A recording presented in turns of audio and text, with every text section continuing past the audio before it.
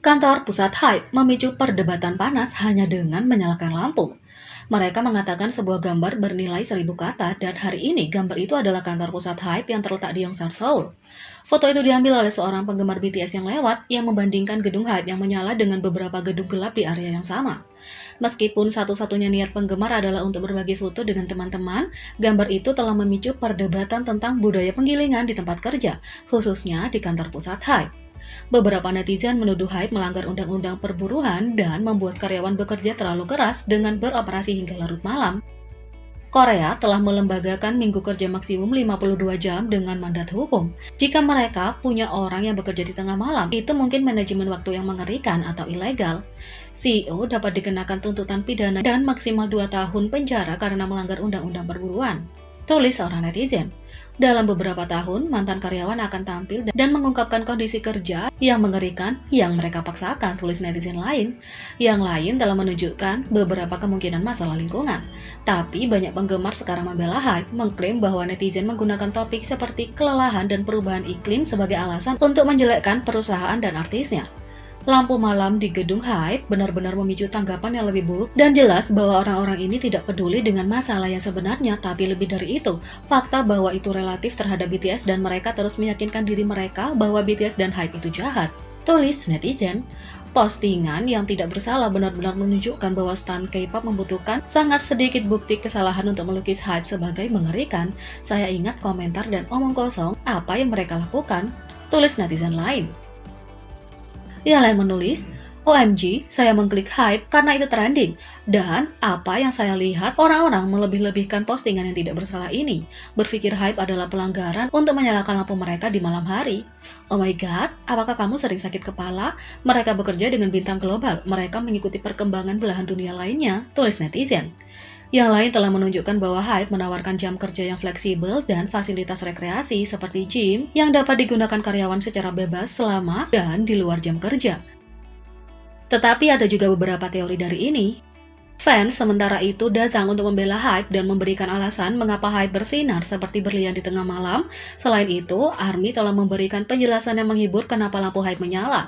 J-Hope selama siaran langsung, anggota BTS yang mudah terkejut ini mengajak penggemar berkeliling gedung Hype.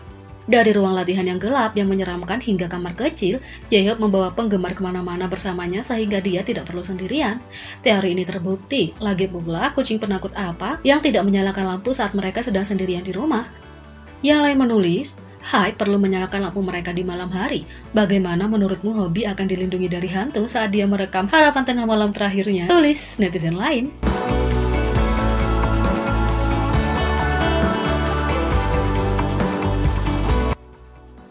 Agensi media pertahanan Korea menyebut V sebagai pengabar Hangul karena mempromosikan Hangul di seluruh dunia dengan musiknya. Kukbang Ilbo adalah surat harian yang diterbitkan oleh Badan Media Pertahanan di bawah Kementerian Pertahanan Nasional. Surat kabar itu menulis sebuah artikel yang menjelaskan pentingnya iklan untuk meningkatkan kesadaran merek, memastikan keberhasilan Hari Hangul. VBTS disebutkan sebagai contoh untuk berbagi dan mengiklankan Hangul di seluruh dunia melalui liriknya, berkat popularitas globalnya. Sama seperti VBTS memainkan peran sebagai pengabar Hangul untuk mempromosikan Hangul ke dunia dengan menerima tanggapan yang baik dari penggemar global dengan lagu lirik Koreanya. Merupakan kehormatan besar untuk diakui karena musiknya dan pengaruhnya yang besar di negaranya. V disorot sebagai perwakilan top Korea dalam banyak hal berkat dampak positif dan pengaruh global dari musiknya. Selain itu, Sweet Night dari V menetapkan rekor sebagai host Korea yang paling banyak diputar sepanjang masa di Spotify. Pada 13 Maret 2020, V merilis Sweet Night, sebuah soundtrack indah yang ditulis, disusun, diproduksi, dan dinyanyikan oleh mega bintang dalam serial drama yang sangat dicintai, Itaewon Class yang dibintangi oleh sahabatnya yang diakui secara kritis, yaitu aktor Park Seo Joon. Setelah dirilis, Sweet Night mendapatkan judul untuk host Korea pertama untuk memulai perjalanan menuju kesuksesan yang belum pernah terjadi sebelumnya. Pada bulan April 2020, hampir setahun setelah dirilis, Sweet Night mencetak rekor baru di kancah musik global dengan menjadi lagu pertama dan satu-satunya dalam sejarah yang menduduki 118 negara teratas di tangga lagu iTunes di seluruh dunia. V mencapai prestasi ini dengan melampaui Adele, Taylor Swift, dan bandnya BTS. Sweet Night akan menutup tahun 2020 sebagai host Korea yang paling banyak diputar di Spotify, juga mendukung pencapaian lagu tersebut di tahun 2021. Lagu itu kini telah menambahkan tonggak sejarah baru dengan menjadi OST Korea yang paling banyak diputar sepanjang masa di Spotify. Sampai hari ini, balada telah melampaui Stay With Me yang sebelumnya pemegang rekor di platform. Dalam perayaan tersebut, Tagar bersama dengan kata kunci Record Breaking Sweet Night dan OST King Taehyung menghiasi halaman trending di seluruh dunia. Sweet Night yang menyoroti keindahan vokal V yang penuh perasaan mendapatkan banyak cinta dari para artis, kritikus, dan pecinta drama. Lagu itu terus menerima pujian yang memperkuat aturan V sebagai salah satu solois Korea yang paling legendaris.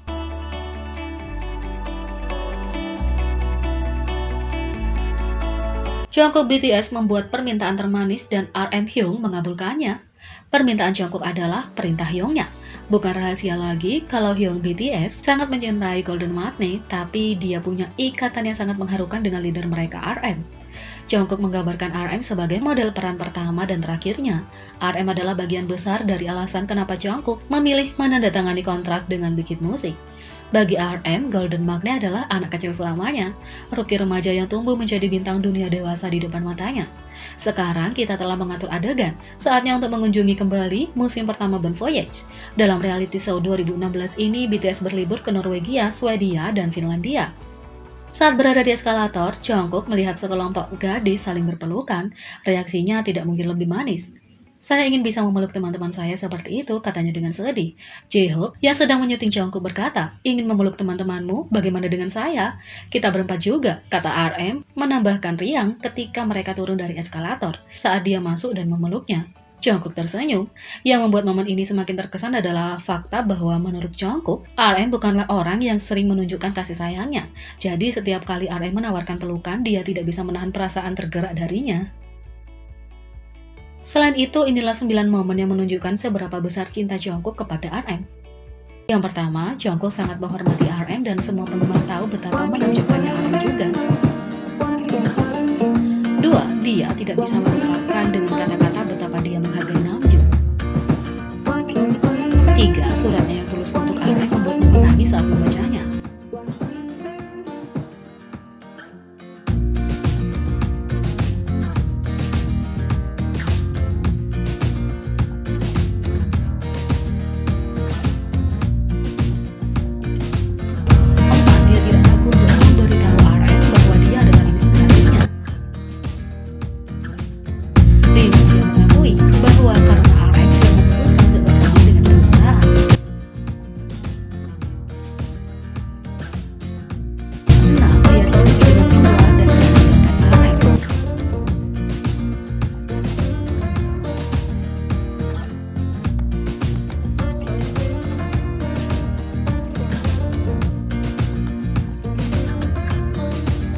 7. Dia telah belajar dan berkembang begitu banyak dari RM.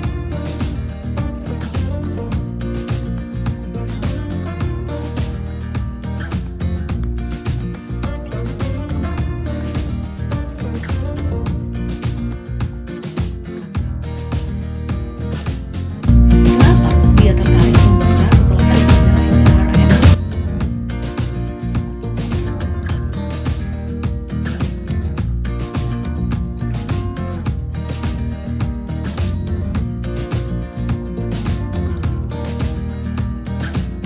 9. RM membuat Jungkook merasa sangat bangga memilikinya sebagai pemimpin. Kita semua tahu betapa luar biasa dan berbagainya Magnet Jungkook dan leader RM selalu bangga dengan seberapa besar dia tumbuh.